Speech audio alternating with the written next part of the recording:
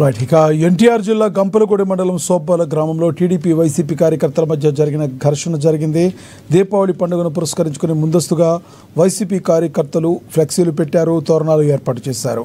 TDP కార్యకర్తలు YCP తోరణాలు తొలగించడంతో వివాదం చెలరేగింది. తమ సొంత స్థలంలో ఫ్లెక్సీలు ఏర్పాటు చేసుకుంటే ఇబ్బంది ఏంటని వైసీపీ కార్యకర్తలు టీడీపీ వారిని ప్రశ్నించారు. దీంతో ఇరు వర్గాల పార్టీ కార్యకర్తలు కర్రలతో దాడులు చేసుకున్నారు. ఈ ఘర్షణలో దారెల్లి నాగమణి అనే మహిళకు గాయాలయ్యాయి. ఆమెను చికిత్స నిమిత్తం తిరువూరు ప్రభుత్వ ఆసుపత్రికి తరలించారు.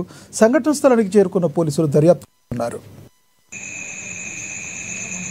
కానీ ఇప్పుడు ఫ్లెక్సీలు దోరణాలు కట్టి ఎన్ని రాయంటే ఇది దీపావళి సందర్భంగానే కట్టుకుంటున్నాం.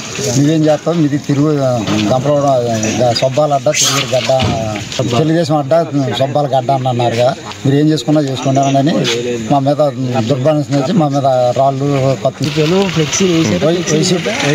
ఫ్లెక్సీలు వేసారు అని చెప్పారు.